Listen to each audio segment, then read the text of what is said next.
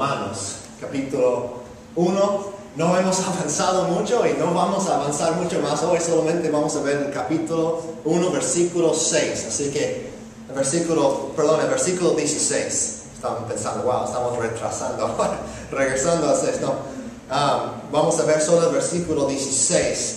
Pero quiero empezar con el 7 para ver el contexto. Así que, por favor, leen conmigo. Si pueden seguir en sus Biblias, empezando con el versículo 7, Pablo dice: a todos los amados de Dios que están en Roma, llamados a ser santos, gracia y paz a ustedes de parte de Dios nuestro Padre y del Señor Jesucristo. En primer lugar, por medio de Jesucristo doy gracias a mi Dios por todos ustedes, pues en el mundo entero se habla bien de su fe. Y brincando hasta el 14, dice: Pablo está hablando, dice: estoy en deuda con todos, sean cultos o incultos, instruidos o ignorantes. De allí mi gran anhelo de predicarles el Evangelio también a ustedes que están en Roma. Porque no me avergüenzo del Evangelio, pues es poder de Dios para la salvación de todos los que creen, primeramente para los judíos y también para los gentiles. Ese último versículo es donde vamos a enfocar hoy. Pero en primer lugar, quiero recordarlos que es Pablo el apóstol que está escribiendo esta carta a la iglesia en Roma. Varias iglesias, puedes imaginar grupos como nosotros, varias diferentes congregaciones locales que estaban en diferentes partes de la ciudad de Roma. Y Pablo está escribiendo a esos hermanos para animarlos, para hablarles del Evangelio de Jesucristo, el Evangelio de Dios, que se trata de su Hijo Jesús. Y el Espíritu Santo, Dios mismo, ha escogido preservar esta carta para nosotros hoy. Es de edificación no solamente para los cristianos en Roma, que lo leyeron casi hace 2000 años, pero sino también es para edificación nuestra, para nuestro propio beneficio. Así que Dios mismo desea que sepamos lo que dice este libro. El Dios creador del universo desea que su pueblo, tú y yo, conozcamos el mensaje que Él dio a la iglesia en Roma hace casi 2000 años, y es tan importante, tan pertinente hoy como fue hace 2000 años. Y nosotros, como los romanos de aquel entonces, tal como nosotros, somos amados por Dios y llamados a ser santos.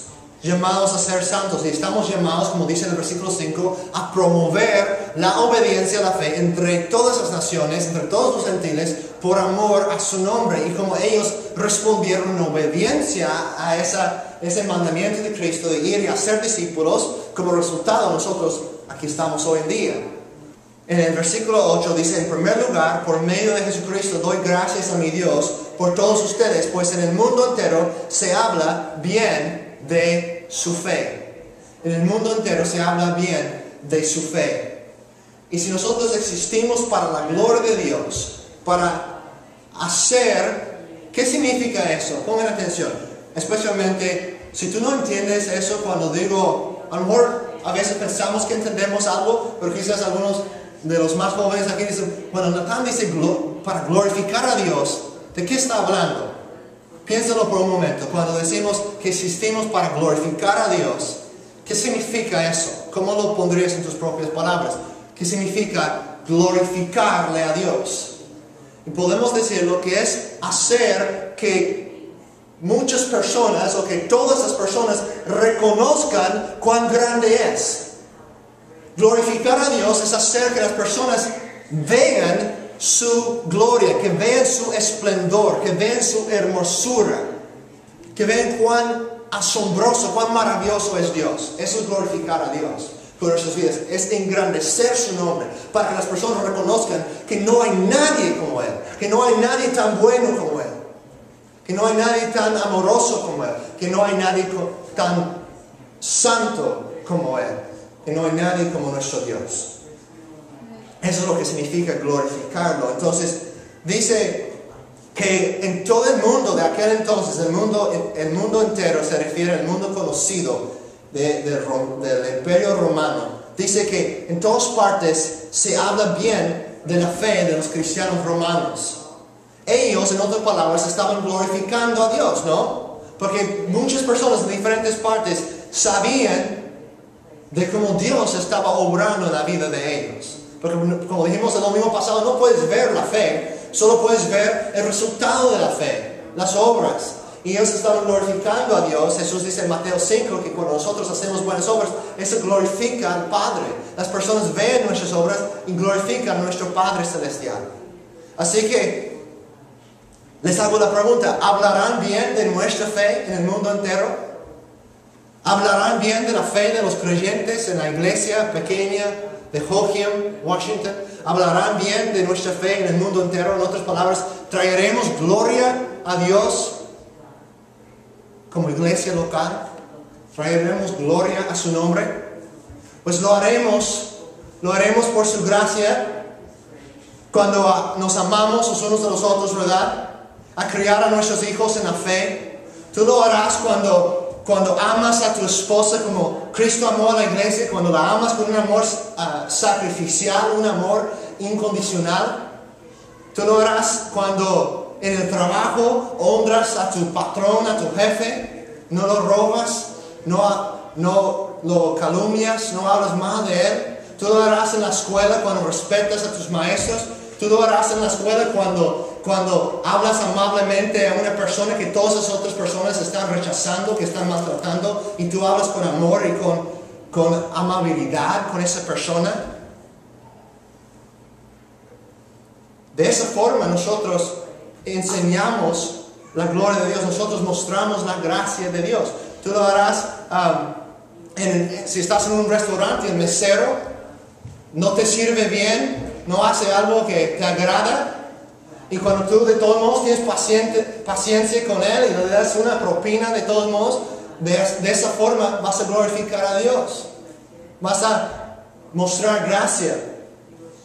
Si alguien está cambiando tu aceite en el taller y no hace muy buen trabajo, pero tú lo pagas de todos modos y no te enojas con él, muestras gracia y glorificas a Dios. Y en todas esas cosas, ¿qué es lo que estamos haciendo? Cuando vivimos así, estamos mostrando gracia. ¿Por qué? Porque nosotros hemos recibido gracia. Estamos tratando a las personas con amabilidad, porque Dios ha sido amable con nosotros. Estamos perdonando a las personas, aunque no lo merecen, porque Dios nos perdonó a nosotros, aunque no lo merecemos. Estamos mostrando gracia porque hemos recibido gracia, gratuitamente. Así que lo estamos dando gratuitamente a todos. Y lo hacemos por la gracia de Dios, para la gloria de Dios. Pero no es suficiente solamente hacer eso. Es necesario y es importante, sí, pero no es suficiente. No es suficiente solamente mostrar gracia con las personas. No es suficiente solamente vivir así y mostrar con nuestras acciones esas cosas. Es importante, pero no es todo. ¿Qué más necesitamos hacer? Si verdaderamente deseamos glorificar a Dios, hacer que todos sepan cuán asombroso es, ¿verdad? Y si verdaderamente amamos a la gente, realmente deseamos su bien eterno, tenemos que decirles por qué hacemos lo que hacemos. No es suficiente solamente mostrar gracia, tenemos que hablar de la gracia de Dios. ¿Sí me explico? Entonces, no es suficiente solamente vivir reflejando el Evangelio. Es esencial hacerlo, pero no es suficiente. Tenemos también que hablar acerca de Cristo. Hablar acerca de lo que Él hizo por nosotros. Entonces, ¿qué es lo que nos da el poder para hacer esas cosas? ¿Qué es lo que nos da el poder para mostrar gracia? Lo hemos visto en las últimas semanas. Es el Evangelio mismo que nos capacita para servir a Dios, ¿verdad? Entonces, ¿qué es lo que nos ayuda a mostrar esa gracia con las personas? ¿Qué? El Evangelio, ¿verdad? ¿Y qué es el poder de Dios para la salvación de todo el que cree? ¿Qué? Dice en el versículo 16, el Evangelio. No me avergüenzo del Evangelio porque es el poder de Dios para la salvación de todos los que creen. Entonces no me avergüenzo del Evangelio. Es la conclusión de Pablo. Si realmente deseo glorificar a Dios y realmente amo a las personas, amo a mi prójimo, amo a mi compañero de trabajo, amo a mis enemigos y realmente deseo el bien eterno de esas personas, voy a mostrar gracia y voy a hablar de la gracia de Dios. Y Pablo dice, versículo 16, porque no me avergüenzo del evangelio, pues es el poder de Dios para la salvación de todos los que creen, sean mexicanos o salvadoreños, hispanos de cualquier país, blancos, negros, nativos americanos, todos. Es poder de Dios para la salvación de todos. Y luego dice primeramente para los judíos y también para los gentiles. Ahora dice todos y luego dice judíos y gentiles. Sabemos que nosotros, todas las demás personas que no son judíos, se encuentran en la categoría de gentiles. Pero ¿por qué dice eso? Y realmente por el tiempo no voy a contestar, no voy a hablar mucho de la última frase de este versículo, porque esa misma frase de primero para los judíos y luego para los gentiles se encuentra también en el capítulo 2 y vamos a pasar más tiempo examinándolo en el capítulo 2. Pero podemos saber sin duda que este evangelio, ese poder de Dios para la salvación, es para todas las personas. Todas las personas de cualquier tribu, nación, lengua, cualquier grupo étnico de esta tierra, cualquier cultura, es salvación. Es el poder de Dios para la salvación de todas las personas de cualquier de esos lugares que creen en Cristo Jesús, que tienen fe en Él. Entonces, no me avergüenzo, dice Pablo. ¿Por qué? ¿Por qué no está avergonzado? Porque es el poder de Dios, ¿verdad? El evangelio es el poder de Dios para la salvación de las personas. Si quieren buscar en sus Biblias, el siguiente libro después de Romanos es 1 de Corintios. 1 de Corintios, capítulo 1, versículo 21. 1 de Corintios 1, 21. Y podemos ver aquí, hablando específicamente acerca del poder de Dios en la conversión de las almas, como el evangelio es lo que deseamos, lo que debemos de estar proclamando y no otra cosa. 1 de Corintios 1, 21. Vamos a leer hasta el versículo 24. Como digo, es el siguiente libro después de Romanos. Pablo dice en el capítulo 1, versículo 21, pues ya que en la sabiduría de Dios, el mundo no conoció a Dios por medio de su propia sabiduría, agradó a Dios mediante la locura de la predicación, salvar a los que creen. Escuchen eso, mediante la locura o la necedad de la predicación. Dios ha escogido salvar a los que creen mediante la locura de la predicación. Versículo 22. Porque en verdad los judíos piden señales o milagros y los griegos buscan sabiduría. Pero nosotros predicamos a Cristo crucificado, piedra de tropiezo para los judíos y locura para los gentiles. Sin embargo, para los llamados, tanto judíos como griegos, Cristo es poder de Dios y sabiduría de Dios. Cristo es poder de Dios y sabiduría de Dios. ¿Ven eso? El poder para transformar vidas, para salvar almas, no se encuentra en nuestras estrategias, no se encuentra en nuestra sabiduría, no se encuentra en ninguna táctica que nosotros tenemos para atraer gente. Se encuentra en el evangelio. Y hay iglesias donde practican la manipulación emocional, donde tocan la música de una forma perfecta para que todas las personas entren en un ambiente emocional, espiritual, religioso, donde sienten algo bonito y lindo. Y realmente hay predicadores que manipulan las emociones de las personas. Es pura psicología. Y nosotros no queremos nada de eso, porque sabemos que eso solamente sirve para llenar un edificio de personas muertas en sus pecados. Pero si realmente queremos ver vidas cambiadas, tenemos que predicar el evangelio. Y no estoy en contra de las estrategias. Dios nos ha dado la mente para pensar y para planear.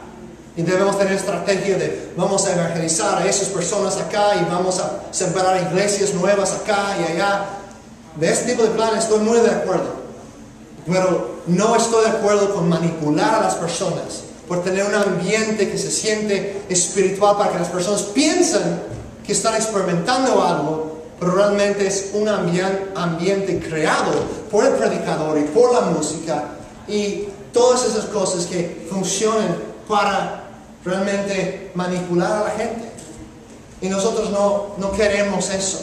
Esos predicadores van a ser juzgados, porque a lo mejor están ganando mucho dinero, a lo mejor tienen edificios nuevos llenos de personas, y no todas las iglesias grandes son así. Hay, gracias a Dios, algunas iglesias enormes que están predicando el Evangelio, pero muchas a veces son de ese estilo, donde es una manipulación. Eso no es lo que salva a las personas.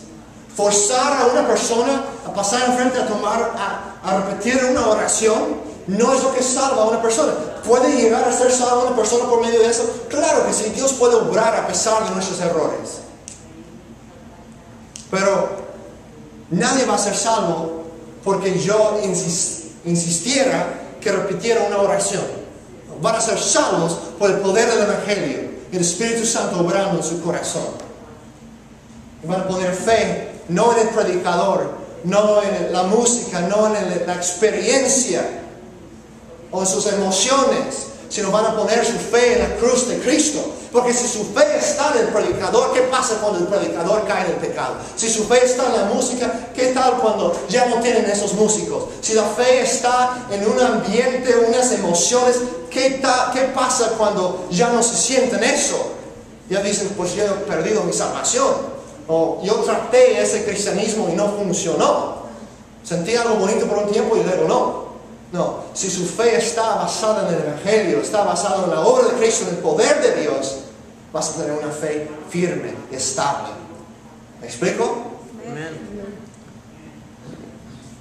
Bueno, si yo estoy avergonzado entonces del Evangelio, de realmente predicar y proclamar este Evangelio, y cuando digo predicar, no estoy hablando solamente de lo que yo estoy haciendo ahorita. Estoy hablando de lo que tú puedes hacer con tu vecino, lo que tú puedes hacer en una conversación en el carro con un compañero de trabajo. Estoy hablando de hablar con otras personas acerca de Cristo.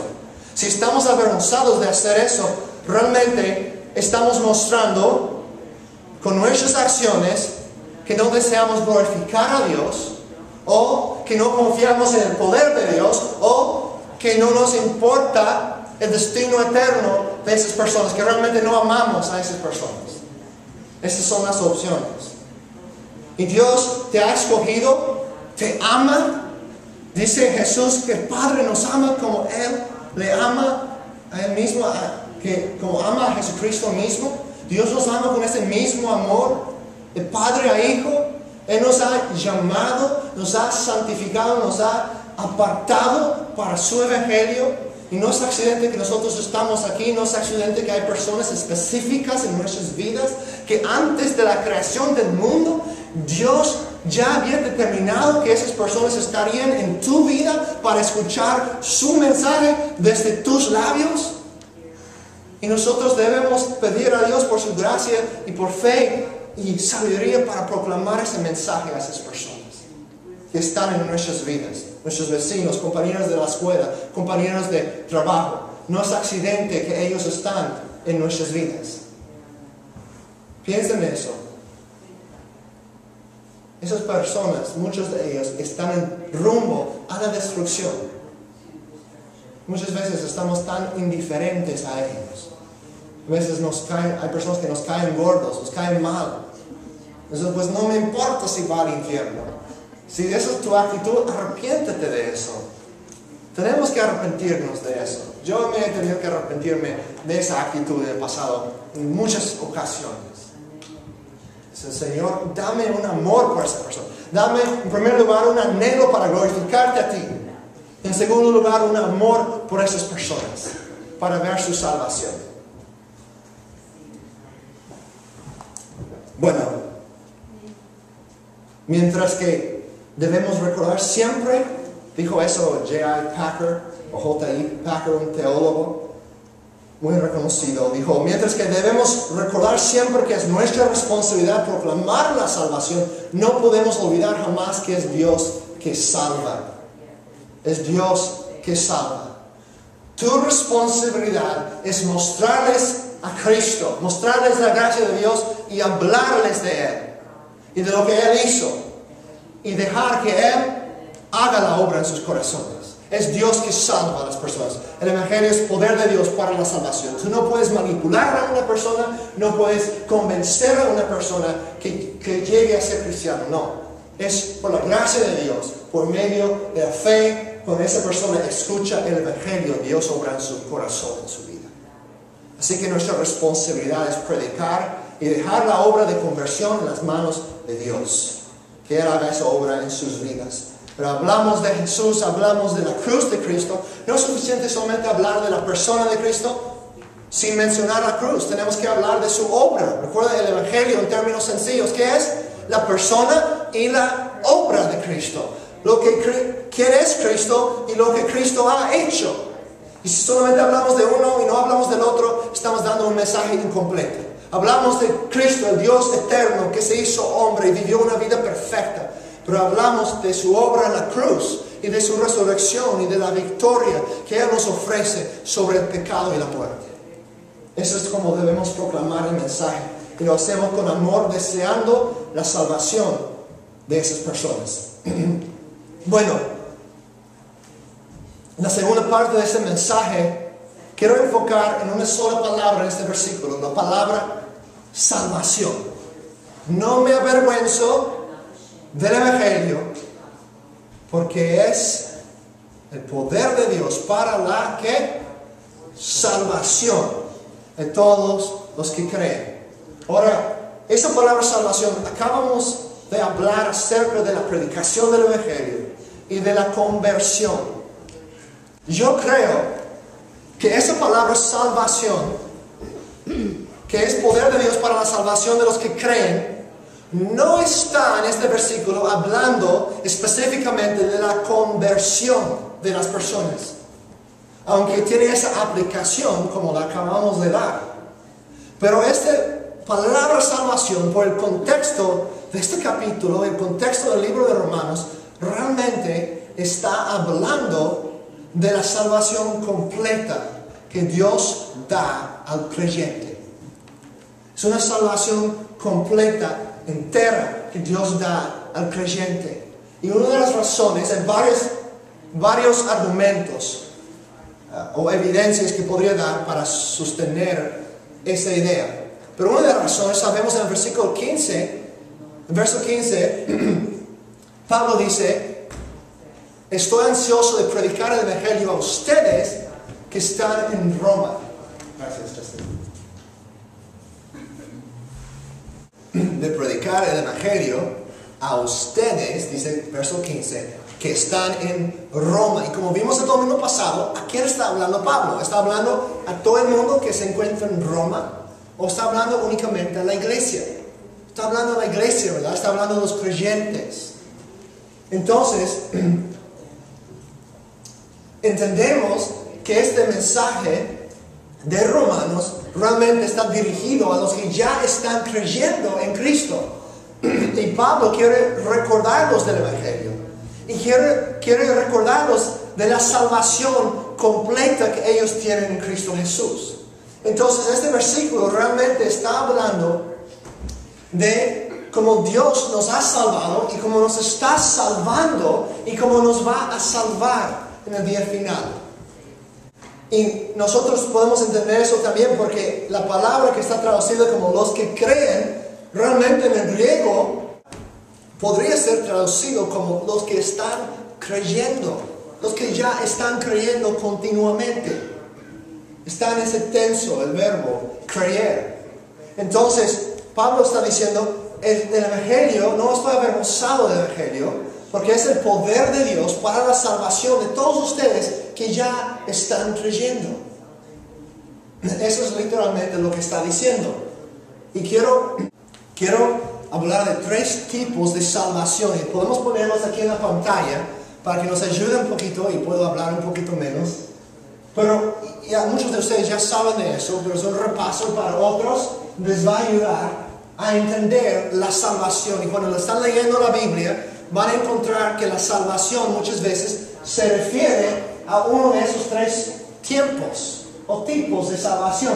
Tenemos en primer lugar que la justificación, ¿verdad?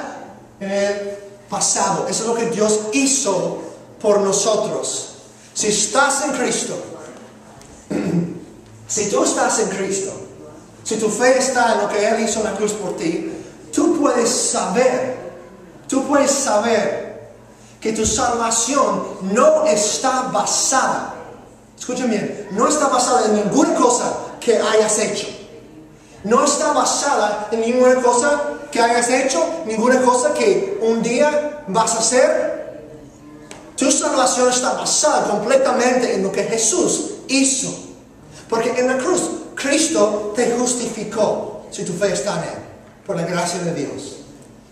Él te justificó, entonces tú puedes decir, yo soy salvo, fui salvo por Dios. A veces decimos, pues cuando yo me hice cristiano, no, mejor decir cuando Dios me hizo cristiano, cuando Dios me salvó. No conocí a Cristo, está bien, pero Él nos salvó en el pasado. Tú puedes decir, yo estoy salvo ya de la pena del pecado, ya no temo el infierno. Ya no necesito temer la condenación. Ya no hay condenación para los que están en Cristo Jesús. Entonces, eso es algo pasado para el creyente, para el que realmente está en Cristo. Podemos decir, Dios me salvó. Luego, también tenemos la salvación, que es el segundo tipo de salvación, la santificación. Y es algo que está pasando en el presente. En lo presente, en tu vida. Ahorita, si tú estás en Cristo, has sido justificado y estás, en un sentido, estás siendo santificado. Es cierto que en el pasado, en la justificación, en la salvación, Dios nos ha apartado, nos ha santificado en un sentido ya hecho. Pero a la misma vez hablamos de la santificación progresiva. Lo que Dios sigue haciendo en nosotros. Su obra continua en nuestras vidas.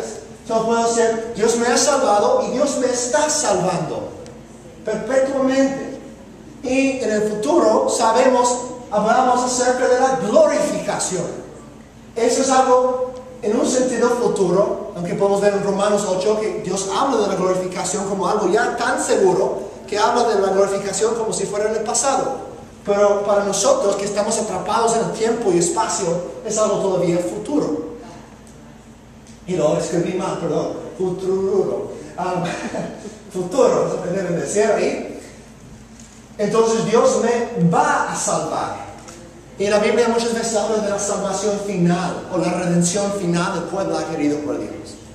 Entonces, en otras palabras, Dios me salvó de la pena del pecado, Dios me está salvando del poder del pecado, y Dios me salvará de la presencia del pecado en la glorificación.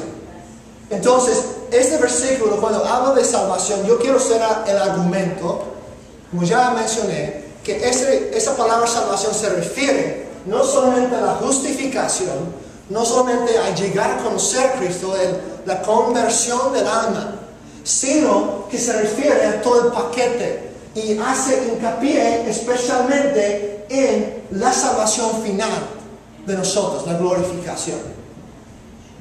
Vamos a ver algunos versículos para explicar eso. Ahora, Hebreos capítulo 7, versículo 25. Lo tenemos aquí en la pantalla. Dice, por eso también Jesús puede salvar por completo a los que por medio de Él se acercan a Dios, ya que vive siempre para interceder por ellos. Nota lo que dice ahí, Él puede salvar por completo, o en algunas traducciones, perpetuamente o para siempre. Cristo no es un salvador que te justifica y luego te deja.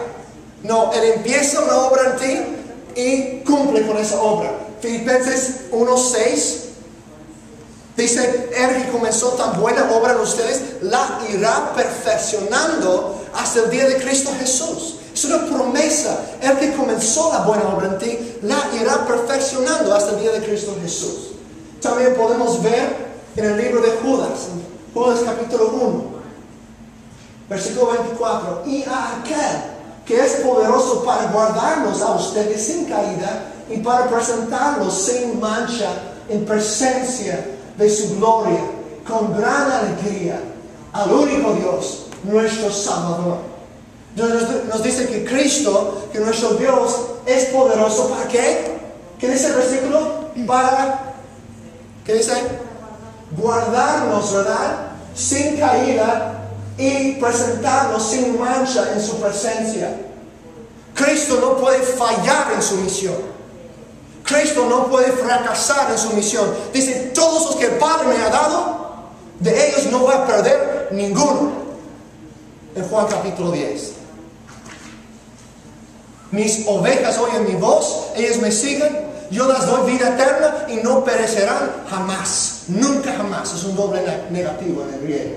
Entonces Cristo es poderoso para guardarnos y para presentarnos sin mancha en su presencia, su gloriosa presencia, ¿verdad? Con gran alegría. Es el día final cuando tú vas a encontrar la satisfacción suprema en la presencia de Dios. Y si eres hijo de Dios, debes de estar anhelando ese día. Cuando vamos a conocer cara a cara a aquel que nos amó, aunque nosotros le odiábamos, y murió y se entregó por nosotros. Va a ser un gran día de alegría en su gloriosa presencia. En 1 de Pedro 1:5, también vemos otro versículo. Mediante la fe, Pedro aquí está hablando de los creyentes, de los santos de Dios. No a todo el mundo, no a los creyentes. Dice, mediante la fe, ustedes son protegidos o guardados por el poder de Dios para la salvación que está preparada para ser revelada. ¿Cuándo? ¿Qué dice el versículo? Para ser revelada en el último día, el último tiempo, ¿verdad? El último tiempo.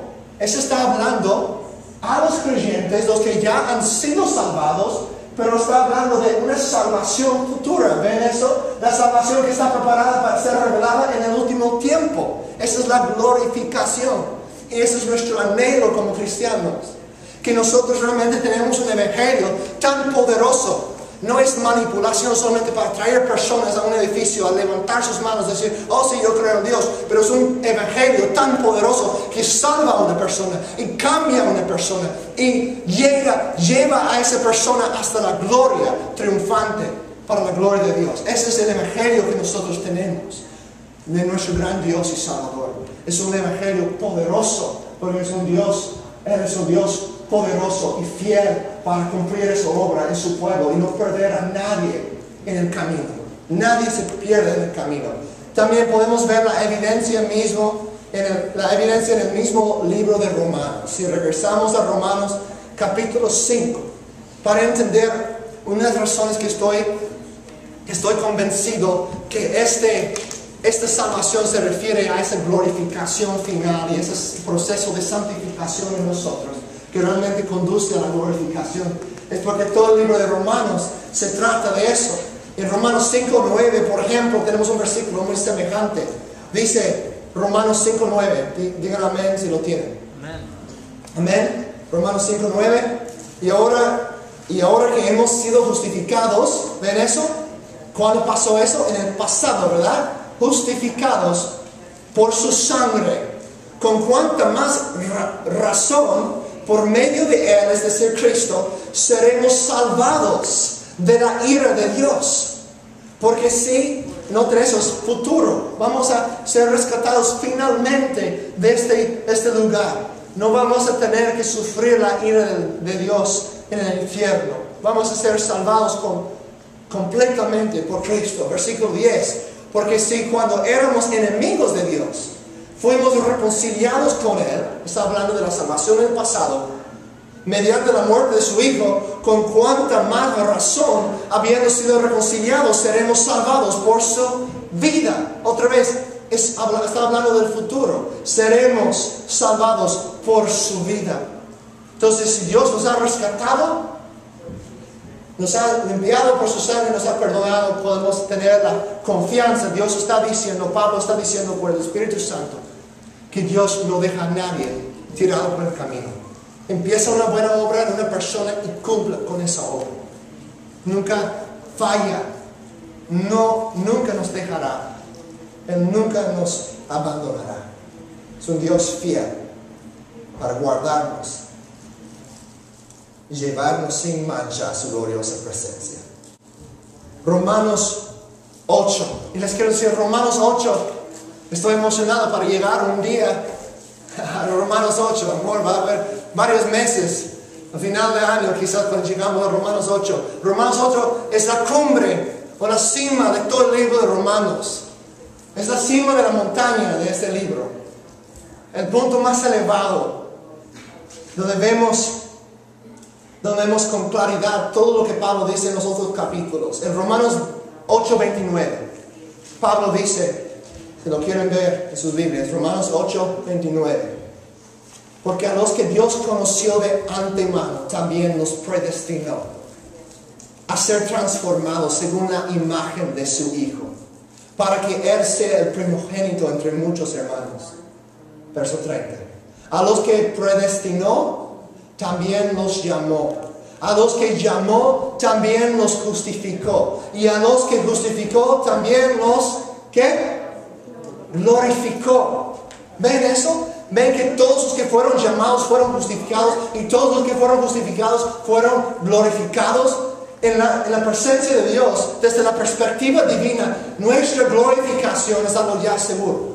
Tan seguro que Él puede hablar de la glorificación como algo ya hecho en el pasado.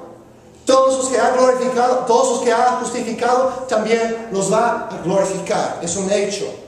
Entonces el versículo 31 debe ser nuestra respuesta también. ¿Qué diremos frente a esto? Si Dios está de nuestra parte, ¿quién puede estar en contra nuestra? Si Dios está con nosotros, ¿quién puede estar en contra?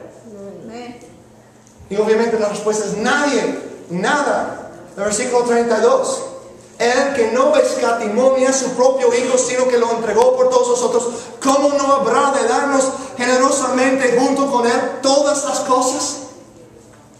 ¿Puedes ver la esperanza que nosotros podemos tener si nuestra fe está en Cristo, si nuestra fe está en este mensaje de buenas nuevas, de un Dios eterno que vino y vivió una vida perfecta que no pudimos vivir y murió la muerte que nosotros merecemos morir y venció el enemigo de la muerte que no pudimos vencer? Y nos salva, nos justifica, nos limpia, nos quita de todo nuestro pecado, nos declara sin culpa, sin mancha en su presencia y luego nos santifica, nos capacita para servirlo, para agradarlo con nuestras vidas y finalmente nos lleva a su presencia en perfección, en la gloria, a la imagen de Jesucristo mismo. Es el Dios que servimos. Esa es la razón que se llama evangelio. Son buenas nuevas. Buenas nuevas. ¿Cómo podríamos estar avergonzados de eso? Si realmente creemos eso, que nosotros tenemos un mensaje que cambia vidas y nos lleva con seguridad hasta la eternidad. ¿Cómo podemos estar avergonzados de este mensaje? Porque es el poder de Dios para la salvación de todos los que creen.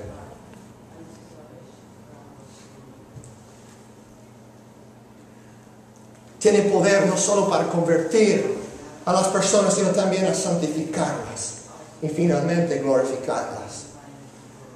Les hago la pregunta: ¿alimentas tu fe día tras día con el mensaje de este evangelio? Este evangelio triunfante. ¿Pasas tiempo meditando y recordando lo que Dios ha hecho? Alimentándote espiritualmente con estas verdades. Vas como creyente al evangelio día tras día y te deleitas en su poder con versículos como Romanos 8:32, el que no escatimó ni a su propio Hijo, sino que lo entregó por todos nosotros, ¿cómo no habrá de darnos generosamente junto con Él todas las cosas? Si Dios está con nosotros, ¿quién puede estar en contra? ¿Te alimentas con esos versículos? ¿Te animas con esos versículos? ¿Te predicas a ti mismo con esas verdades de la Biblia? Si no, te animo a hacerlo. Así crecemos. Así llegamos a ser más como Cristo. El evangelio es la buena noticia de que Dios nos dio a su Hijo de manera que obtuviera para nosotros todo lo que fuera bueno. Por tanto, el evangelio es poder de Dios. Es poder de Dios que nos da victoria sobre la tentación, sobre la desesperanza, sobre el orgullo, sobre la avaricia, sobre la lujuria. El Evangelio nos da poder, nos da victoria sobre esas cosas porque nos ofrece algo mucho mejor. Nos lleva por el poder de Dios hasta el final, a la gloriosa presencia del Creador, la fuente de toda bondad, de todo amor, de toda hermosura. Dios es hermoso, Dios es bueno, Dios es amor, es puro amor. Y por su pura gracia, Él nos salva y nos santifica y nos glorifica, nos justifica, mejor dicho, y nos santifica y nos glorifica. Nos salva por completo a todos nosotros que por la fe venimos a Él. Es una oferta gratuita a todo aquel que crea, que venga y beba gratuitamente de las aguas de la vida.